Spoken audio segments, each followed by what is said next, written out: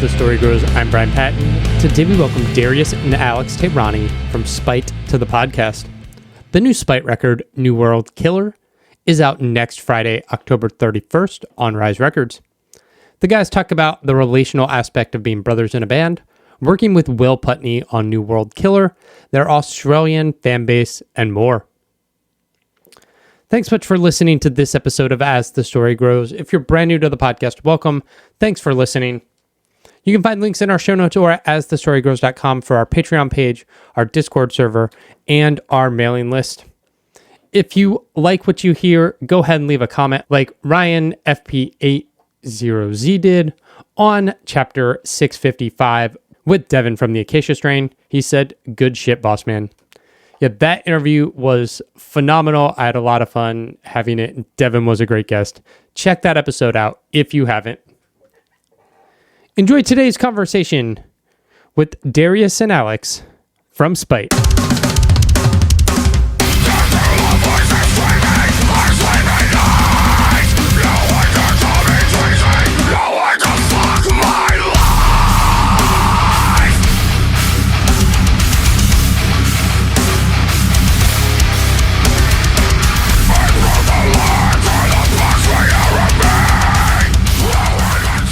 Alex, we'll start with you because you're the older brother, but what got into music, and then Darius, did his taste influence you? Well, I started playing guitar at like maybe 10 or 11. I wouldn't say I started playing like electric guitar or metal at that point. I think it's something my parents wanted me to do. So I started with piano, and then I quickly realized like that kind of sucked. So I switched over to guitar. And I think as I grew up, I think all it took was me turning on VH1 Classic and MTV Fuse and all those things and realizing that it looks so cool to play guitar, and I wanted to just be like that. Yeah.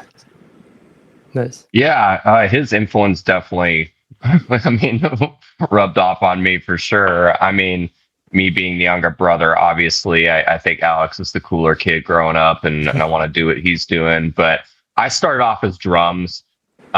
Because he played guitar, and I think I kind of probably wanted to go along with that, have something to do together. But he definitely introduced me into metal, because I was really, and I was super into Elvis growing up as a kid. I was just really into that shit. I loved his stage presence and all that. But Alex showed me Slipknot, I remember, and that was my turning point. I remember hearing that aggressive sound for the first time, and it just changed my entire world. And I just wanted to yell and fucking scream and do all that crazy shit.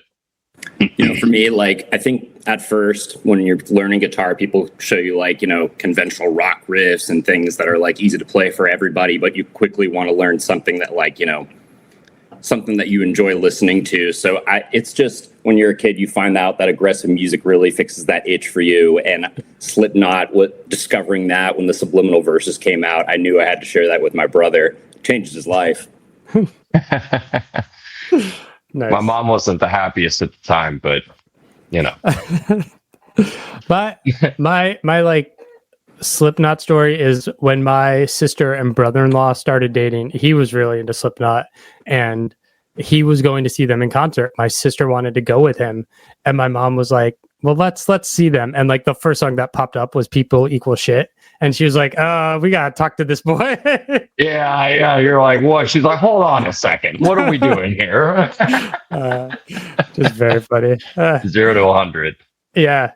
Because you play guitar and you're playing drums there, were you trying to start bands immediately, all through high school? We had this local music venue. It was a venue, but it was also when they didn't do shows throughout the week, they had these community events where a lot of people in the area, adults and kids, would come and have these music jam sessions where people would just come and learn a song together and play. And we do a lot of songs like Ozzy Osbourne or Megadeth and a lot of fun hard rock songs and shit. And I think so that venue is kind of a hub for us, and then growing up around that area, a lot of shows were hosted there. And I think that exposed us to the heavier music scene and getting involved that way. And of course we wanted to like be in our own bands to get involved in that community that we like fell in love with, you know? So we started really young with that. And I think pretty much every musical endeavor that we've explored, we've done together every time. Nice. Yeah. Does that ever come with, I don't know, an extra complication working with your brother? Some brothers get along super easily, and that's like fun. And I don't know. I have 4 brothers, and they were never into what I was into musically and interested in playing music. Oh, no doubt. And like all the little things that you have from your childhood, that all follows you when you're into a band with somebody too. So it's like, I tell everybody this, but it's just like a learning curve, figuring that all out when you're starting a business and like playing music with somebody else, living in close quarters with them, I should add, for 6 months at a time. Oh, yeah. Yeah, I mean, you're playing music for fun, and then it gets serious, and then it's a career, and then you're trying to make it fun and a career, and then it's your brother, and you have your own dynamics with your brother. No one knows you better than your own brother. You also have like this like deeper love, and then you also have the same drive and care for the thing that like that's also extremely hard to find in music. So it's like, and we say this all the time too, we also like have this level of harshness with each other, which is a blessing and a curse, obviously, but we hold each other very accountable. So, and I think that's important when moving and trying to progress, that someone keeps things very real with you. And I think it helps you make the right decisions and you keep your head straight, you know? Yeah. I think that's important with just like our relationships in general, but I'm just lucky to have my brother to kind of share that dynamic with, because that's hard to figure out with people as you get older too. Yeah. Are your parents disappointed that like one of you didn't want to be like a doctor or something? I have an older sister and a younger brother. They're both off doing their own thing, paving their own ways, and maybe not traditional how our parents thought when they had us, but you know, my mom is very supportive of us, and my dad was he figured it out, you know, at the end and stuff too. So he it's all good. Yeah. Outside of just like your brothers and you're trying to, you know, get this band thing off the ground, what's the origin for Spite? It kind of started with, you know, me and Alex again were playing in a bunch of like different kinds of bands growing up, and definitely like on the heavier side, but I got to a point when, you know, I was getting out of high school, and I was really angry. I was just like an angry, you know, whatever, stupid, troubled teenager, whatever the fuck you want to call it. But I was really angry, and I didn't really know what to do with it. And I'd been jamming with my friend Cody for a while, and we've known each other for years. And I just hit him up one day, and I was like, dude, we need to like start a band that is that like thing that we want to hear in heavy music, that's just like visceral pissed off thing that's just over the top. And we just kind of just like started it as like this quick little 2-man project and put out a song, like one song, and it caught like a quick little like tiny little internet win right away. And me and him were like, you know what, dude, like let's do this, you know? And so obviously I immediately hit up my brother, and we got a couple other guys at the time, and we made the Misery EP and just took it very seriously. Like from then on, it just kind of became our lives like very fast. We started touring pretty quickly after being in a band, and we made the self-titled record like within a year of that EP, and it was just kind of like full send from there, and we never really looked back, honestly, you know. What led you guys to Rise Records? Well, we initially signed to I don't want to fucking say their name, man. I hate those motherfuckers. Some other label that doesn't matter. Yeah. Even better, it's like a label of a sub-label, so they're all disconnected. No one cares. Basically a bunch of crooks, but we eventually got out of that label situation, and we were free for a while, but we, you know, again, like we kind of learned things the hard way with that, unfortunately. But Rise, we were just kind of pitching, and they shared heavy interest in us, and they gave us a great offer. And you know, we had a meeting with their guys, and they were great, and they've treated us really well, like ever since signing with them. They've been honestly a pleasure to work with, and especially with this new record coming out, I've been able to be a lot more hands-on with things. Nice. And yeah, it's been great. Well, I think now it's pretty given that no one wants to do the old contracts when you're signing with the label and everything, and I feel like that's like, you think you're getting around that, but sometimes you get screwed. I think Rise made it very transparent when we were signing with them. We felt really good about being with them. Nice. Yeah, it was definitely like a in the interest of the band, which is really cool. And I think the way they worked with us the whole time has felt very much so in the interest of the band. So yeah, cool. Yeah, that's cool. You guys recorded with Will Putney. What was that experience like? Awesome. Yeah. Yeah. It was the first time we really worked with a big name producer. Yeah. We've always been in-house, and it's just super like particular about how we want things to turn out. But working with him, we left kind of a door open to see what his input would be. Like, we didn't want to like come into the studio with a finished product and then be too married to what we had. It was really cool to work with him and then have this kind of collaborative effort to make what we normally do sound awesome. Yeah. Kind of to expand on that a little bit. I've talked about this before, but it was the first time we really, like, me and Alex have been very strict with how we make our records and how we want them to sound. And, we have our records under our belt, especially after Dedication to Flesh. We've really established our sound. And I think that we really wanted to do that this time and expand and do something a little different and have someone else's input and expand our universe a little. And I think Will Putney was the perfect person for that, because we went to him, hearing his discography and his resume and what he does. He has that very authentic, real room sound, which I think Spite really wanted to accomplish out of this album. Trying to make that real, like you're seeing us live almost, you're in the room with the band. And he really made that happen with this album. And I think his ideas were very on point with all that stuff, Burning clouds of black!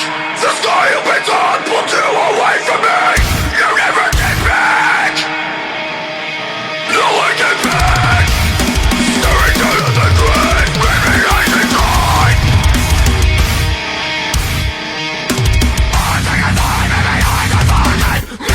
Yeah, you got some pretty big features. You got Will from Lorna, Matt from Boundaries. How'd you decide who you wanted to work with on this album, and like what was that process of like reaching out? Well, go ahead. We had finished all the songs, all the lyrics to them, and the cool thing about the record is that there's a lot of different ebbs and flows and vibes to each song. And when we were picking out the features, we kind of realized that each one of the songs fits exactly to what the vocalist kind of caters to. So that's how we chose. Nice. Yeah, it was definitely after the fact. I mean, we cycled through different people that we thought maybe could be cool, just like, spitballing ideas of who would sound cool over what song, but the only person we knew before, I think, even like really going into the studio we wanted was Matt. Yeah. Just because already we knew that his voice just had that sound that would just kind of fall over any Spite song. And he ended up being, I think, on the track that just fit his sound perfectly and almost dabbles into the genre of the band that he's in just a little bit. Mm-hmm. So it was cool to have him on that and not just have a feature that was just like, here's his spot. Here's that like 10-second burst. You know what I mean? Yeah. He's actually like kind of like going back and forth with me throughout the whole song. It makes it a really fun feature. The other two guys I've worked with before in other projects, so it was really fun to have them on an official Spite song, And I think Servant of Chaos fits Will really well because it's got that really fast, kind of like shreddy feel to it that, again, like if we were to dabble into any kind of like genre of his band a little bit, that would be the song that kind of touched on it, right? So I think Will was like a perfect fit. And same goes for Pledge with Tyler. It's the more heavier tune song. It's got the really slow but really punchy breakdowns that's his genre, right? So I think it really just kind of fit easy like that. Album's called New World Killer. That's the closing track on the record, but what led to that title and kind of what was inspiring you when you were writing the lyrics for this album? Well, we had finished the whole record instrumentally and lyrics first. We had like a working title like on the way throughout the process, but we kind of realized after all the lyrics were done that wasn't necessarily like indicative of like the record and what we wrote. Yeah. So like when we had the working title New World Killer, that was for a demo that didn't make it onto the record, but conceptually after we had all the lyrics done, it kind of went with the whole theme of what we wrote about on the record, which is like your internal monologue and the battle between, you know, like morality in the real world, what you should and shouldn't do type of thing. And I think New World Killer being the last song, it's kind of like the all end be all, and it just wraps it up so nicely. Yeah, it's like putting the bow on the album, you know? Yeah. Who did the album artwork for you guys? His name is Necro Devour on Instagram. I just found him through Instagram. Honestly, I was kind of looking through different ideas because I wanted something a lot more intense and detailed for this one, because we've had that skull for a long time, and like that's the signature Spite skull, obviously. But we again, like, this album is kind of about expanding our universe a little bit, and I kind of wanted to just break out of that just a tiny bit for this one and make it stand out. And so I found this guy, and I think I discovered him through actually doing a Revocation album cover, I believe. And so I found his artwork through that. And I remember scrolling through his things being like, oh my God, this guy's detail and dark imagery is just like insane. And I hit him up and he was like super down to do it. And he worked, I mean, he got it done within like a month or two. He was grinding it out, and he did it in one draft. Like, he did not have to like change anything. All I had to do is like add one little thing to it, but he just crushed it, man. Nice. And I definitely want to like do more with him in the future for sure. Nice. Who came up with the concept for the video of Lights Out? Because when I was at the press release for the album, I pulled up the video. I had my Bluetooth headphones on. I was sitting at the kitchen table. My wife was working from home that day. She said, and I'm just like, jaw drop, like, holy fuck, the whole time. That was me. That was a fun music video to make, man. It was a really intense shoot. It was 2 days long, and like, it was, you know, even just having the people be on board for that concept too. It was a little shaky, and people had to really understand what we were doing here, and we weren't just trying to do something for shock value and just like, here's a bunch of people getting killed. It's like there's a reason why we were doing that, and the song depicts that, you know. And people, the cast was great. The crew was really great. The crew was really great on that shoot. But it ended up being awesome, and I love the music video and how it turned out. I think it's very jarring, and it does leave a very intense effect on you. But I do wish that the release, you know, went differently, obviously. But you know, that's a whole nother conversation. But yeah, man. Yeah. Album's out on Halloween. You guys are spending November on the road, and then I saw you're going to Australia next spring. How did that come about? Well, we haven't toured in a long time, and I know we're trying to hit all markets for the new record, whether it's, you know, US or internationally. I think that was just the next one up, US then Australia, but we're excited about it. We talk about Australia a lot. I love Australia. Yeah, Australia is awesome. I talked about this before in an interview, but I feel like Spike kind of had this spark in Australia almost before we even really kicked off in the US and had that spark here. I just remember having these little Australian like music communities posting about us online and stuff, and it was really cool to see it like right away being like, oh, we reached like Australia, you know. And I know there was a demand for us to come over there for a while, and I remember we came out for the first time and we played like a little sideshow off. We were like opening for Thy Art, and the show was just like cracking, dude. It was awesome, and we were just like, okay, we have like a scene out here, you know. And so we came back and did another tour with Make Them Suffer, and it was another great fucking successful tour. And I think it was just time. It's like, all right, let's get over here. New album is out. Let's do a headliner and rip it over there, you know?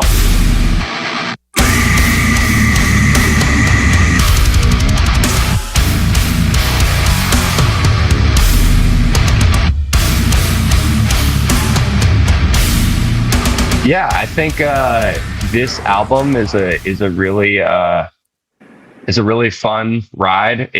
I like to listen to it from start to finish. I think everyone in the band, Ben, Travis, me, and Alex, all shine in different areas of every song, and I think you'll have a good time listening to it. I think you should listen to it really loud, you know, while you're driving or something, and while you're fucking working out or whatever. But it's a good one, guys. So I'm excited for you guys to hear it.